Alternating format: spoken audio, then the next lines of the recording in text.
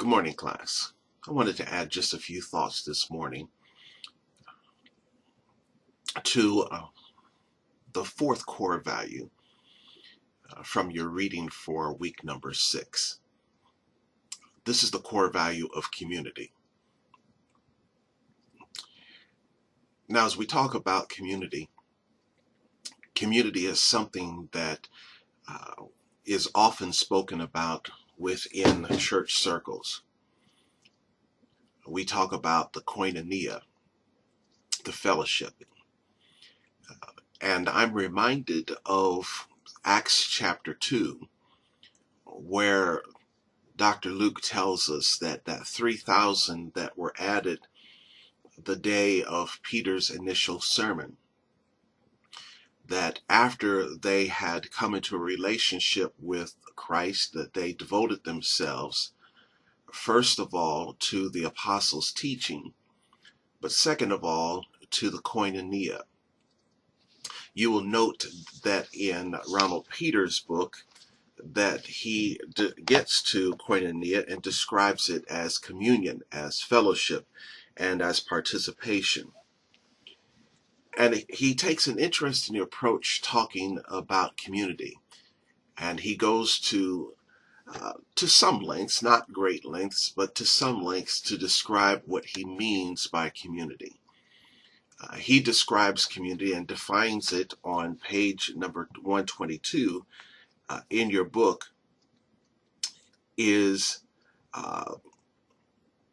that which involves the experience of being together in an environment or a group where common interests, concerns, values, and beliefs shape the context of the shared social vision and expression of common life and well-being.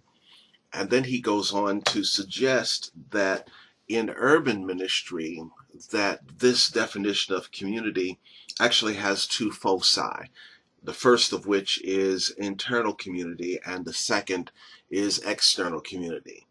Internal community he defines as the development of the relationships that are developed within the ecclesia, what we call the church today, within that community of the called out ones.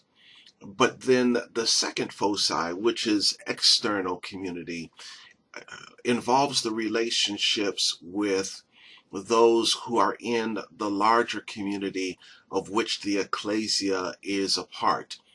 This, of course, would include not just fellow believers, but perhaps even more so, it would include those who are not believers, but who live within the community. His suggestion is that we understand that we are our brother's keeper, but we are also responsible for those who live among us, or conversely, those whom we live among. And that becomes extremely important as it relates to urban ministry, because many people may never encounter Christ except through us. And so we in essence model in our community what it means to be the body of Christ. I think one of the essential differences between Christianity and other religions of the world is this particular aspect of community, this particular concern for not just those who are part of our fellowship, but those who live in community around us and those with whom we live in community. So it then becomes our responsibility to be involved with those things that make for community. I think there's another reason beyond this that that Peters does not speak about, and I think that is the whole opportunity that this concern for community provides, that clearly fits within the category of evangelistic outreach. Not so much in the sense of going out and knocking on doors, although that is legitimate, or handing out tracts, that is also legitimate, or many of the other things that churches like to do.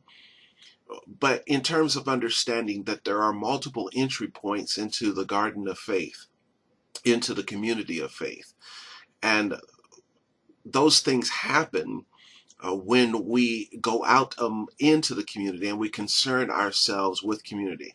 Now, that can happen in large or it can happen in small ways.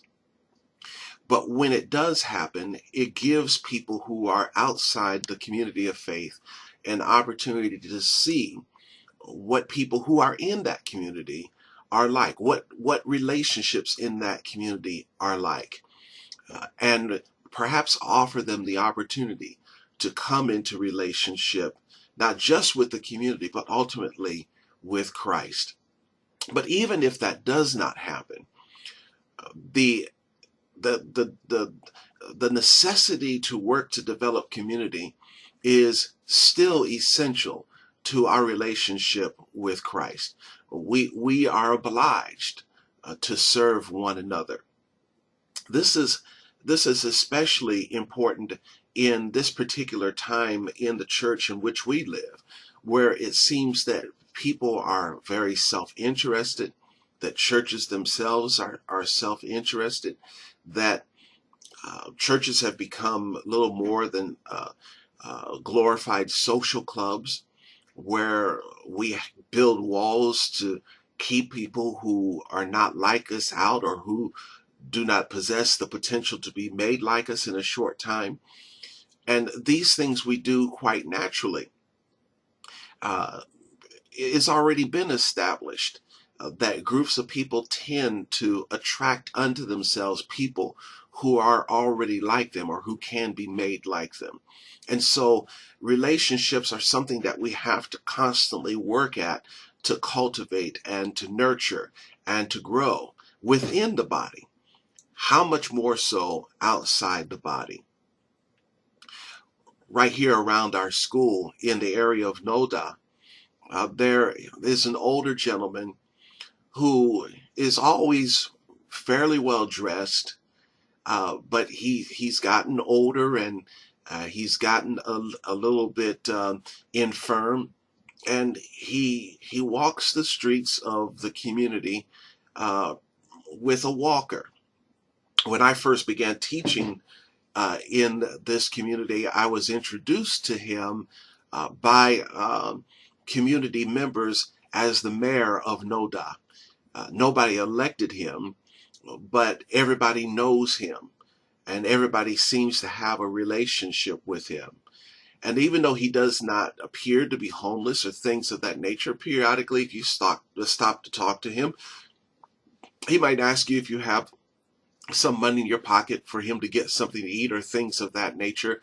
Uh, but to have a relationship with somebody like that where you expect nothing in return, but that you are giving to them, you are concerned about them. The story was told once of uh, a woman who had elderly parents. She was Jewish. Uh, Her parents had her late, so that by the time she reached adulthood, her parents were uh, very elderly, and that both of her parents were rather infirm. And so she put her own social life on hold in order to take care of her parents. A next door neighbor, uh, seeing this, would periodically come by and offer to help in any way she could. She would wash dishes, she would wash clothes, she would even get down on her hands and knees and scrub the floor. And the young lady attempted multiple times to offer her money for her service, which this woman, this next door neighbor, would never take. And so finally, one day, the young lady, curious, asked her, said, why do you do this? You're not family. We're not super close, so you won't ever take any money for this. I just don't understand why you express this kind of concern. And the neighbor, all she would answer, whenever that question was asked, she would say it's because of Christ. This young lady made up her mind that one day when she had the opportunity, she was going to go and find out about this Christ. Well, as it would happen, her parents eventually died, and her responsibilities for their care had now come to an end. And she made good on her promise. She started attending a particular church in the neighborhood that was a Christian church. And it became known to the pastor of that church that this young woman who was Jewish that was attending, and excitedly he began to tailor make his messages for her. One day it came to his attention that she had decided that she wanted to unite the church, and he made an appointment to meet with her. And in his meeting with her, he asked her, he says, I'm so delighted that you have decided to join the church. I'm wondering, what is it exactly that has moved you to this particular point? Which one of my sermons was the one that did it for you? And the young lady looked at him and said, I don't mean to be disrespectful, but quite frankly, I can't remember what you preached. He says, I don't understand that. Why do you want to become a Christian? What has brought you to this point? And she went back and she told him the story of this neighbor. Our relationships within the body, as well as with outside the body, in terms of building community, are extremely important to urban ministry. As we think about doing urban ministry, we should think about what we can do to build community right where we are. What can we do to build community where we live? What can we do to build community where we worship? What can we do to build community within our own circles so that what we do, it will all redound to the glory of Christ? As you write this week, as you finish writing your post, if you choose community, make some good comments, make some good suggestions, and we'll meet back here for the fifth core value. Bye for now.